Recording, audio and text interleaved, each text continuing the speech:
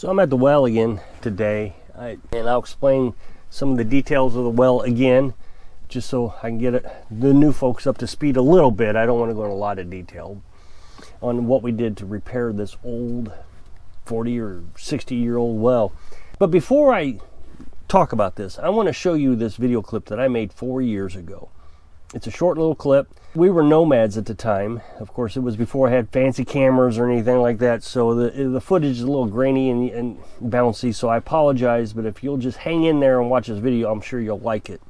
I saw this on a TV show, Survivor Man, where you can boil water in a water bottle that you can buy from the store. So I thought I'd play around with it and see. So I just made a tripod out of sticks. Used a wire and a bottle. Hung up the bottle. Put some water in it. Put it over the flame. And as you can see, water is boiling. It did not melt the bottle. Boil it for 15 minutes. Well, it's going good too. Rolling over. I wanted to demonstrate what you could do in a survival situation. You're out in the woods, been out there lost for days, and you run across a water bottle and you can boil water. Now the thing about that water is, did you see how nasty it was? It was brown and yucky, but you could drink it. It wouldn't be very good, but you could drink it. The reason that works, the bottle doesn't get very hot. It doesn't get above boiling temperature, which is 212 degrees. So the bottle can withstand 212 degrees. What was funny is that video has not been played by anybody in the 4 years after I made it. It got like 1,700 views, and then that was it. Didn't get any more. In the last 48 hours, it's picking up some steam. I had one guy say, I wouldn't want to do that because all the chemicals that are going to leach into that water from the plastic. Okay, great. So my reply was, you're right. I didn't think about that. Dehydration and bacterial infections killing you in 2 hours, or a few hours, I think I said a few hours, is much better than dying of old age with cancer. Thanks. So I thought I would do some of these little tips and tricks that I learned over the years, and I've tried. So one of the things I'd always wondered is if just kind of like that idea is if you could distill water. Use these solar stills, and it takes forever to get a drop of water. Well, years ago when I was watching Survivor Man, I had this brilliant idea. You can find these canners everywhere on Facebook Marketplace, yard sales. Well, if you can find a cheap one, 10 bucks, you can make a still out of this where you could distill your water. So instead of going to Walmart and paying a fortune for water, distilled water, so you can put it in your batteries. Or one that we always had to make sure we got plenty of distilled water for is for the incubator for the chickens. Distilled water, what happens is water evaporates, turns into steam. It leaves behind all the garbage, the minerals, the bacteria, everything's left behind, the mud, everything. So all you have is pure water. It's completely pure. I wanted to see if I could distill water in an SHTF. This is back when my conspiracy theory days. So I had an old one of these, and I took a copper tubing, and I used JB Weld, and I put the copper tubing over this nipple here, and that's where your jiggler goes. So I put a copper tubing there, JB Weld it. Now I know somebody's going, oh, you could weld it or solder it. Well, yeah, you can if you're smart. You know, I'm a dummy, so I got to do things that are easy for me. That copper tubing I brought out, and then I coiled, I don't know, 2 or 3 rounds, and I put that in cold water. You fill the canner up with water, you heat it up, and when the steam comes out, it goes through that coiling and turns into water. So steam turns back into water, and then it kind of blows out. The water blows out because it's under pressure. And it worked pretty good. The problem is it took all day long to do it.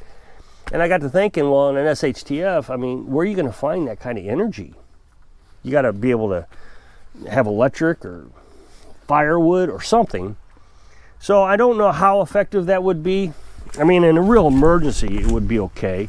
But you would use a ton of firewood for drinking water. So I showed you a video yesterday. As a matter of fact, I'll put an up next box to that video of the Berkey. The Berkey Granted, SHTF could be a situation problem if it was long term. Those filters last 6 years if you don't abuse them. Worst case scenario, and you need to do it one time, it was a short-term SHTF, this is a real solution. The problem is, in a short-term solution, are you really going to have this on hand with JB weld or solder and copper tubing and all that stuff? No, you wouldn't be able to build it while you're in an SHTF. You would have to build it beforehand. And I just told you it's not effective, so why would you want to build it in the first place? So 6 one way, half dozen others. It's a nice, fun toy to play with. That's about it. Another thing happened to us while I was traveling the country. We came back home in Missouri in the wintertime. Carolyn's family member got sick, so we came back up. Well, I stayed in Mom's driveway in the camper, so Carolyn could attend to her family member without me being in the way and crowding the place up. So I was hooked up to Mom's electric and using her water, giving her some rent money. So it snowed really deep, and for whatever reason, the city had a water problem, and they shut the water down. I guess a main broke or something happened, so there was no water. So I reported this on my video, telling everybody I'm out of water. I'm going to have to figure out how to get water. It just snowed. I'm going to have to dig myself out so I can go and get water, so I can Berkey some water. I didn't have any. And everybody said, well, melt some snow. And I was like, yeah, it just snowed like 2 feet. Not that deep, but it was a lot of snow. Okay, yeah, I'll melt some snow and I'll put it in the Berkey. Now with the Berkey, you got to be careful that you don't put hot water in it. You just melt that snow enough where it's cool. That was a terrible idea. Just an absolute terrible idea. The Berkey can filter about 3 gallons of water in 45 minutes to an hour. So it's not like it's super fast. And so I'm out getting snow, and I'm putting it in the pan on the Coleman camp stove. I've got the Coleman camp stove turned all the way up. And I'm quickly realizing I'm not going to be able to keep up with the Berkey. Now, I did things a little differently back then. I would fill the Berkey up with water and let it drain. Long story. It wasn't that I just filled it up and let it drain. I had this whole process because I wasn't able to travel with the Berkey full. So anyway, I didn't want to get into that explanation. So I'm trying to keep up with the Berkey. Now, it just wasn't melting it fast enough. So I started a second burner. Oh, it was terrible. Again, just like trying to purify water, distill water, it took a ton of energy. And I had those flames turned all the way up on those Coleman camp stove, and it set off the carbon monoxide detector. Now, I rarely set off the carbon monoxide detector in that camper when we were traveling, but I had so much gas going into that trying to melt snow. It was a terrible idea. So again, you're in an SHTF situation. You're thinking, this is what I'm going to do. This is my backup plan. You won't have enough resources to do it. You just couldn't do it. I mean, you could use firewood, but again, how much firewood could... Now, I will say that if I needed to melt snow here, I would melt the snow on top of the wood stove. So it would be a slower process, and I definitely wouldn't set myself up where I had to keep up with that Berkey. I would make myself 3 gallons of water and then Berkey the water. It was just a different scenario back then. I'm at the well today.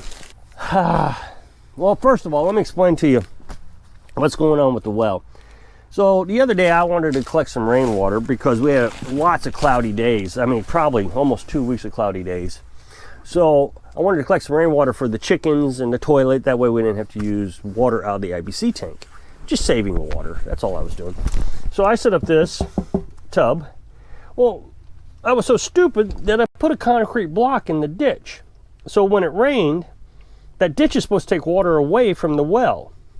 Well, when it rained, it just backed right up and went into the well.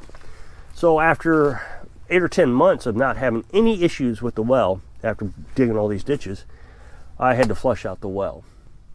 Well, I noticed my black pipe. See this, let me explain some things first.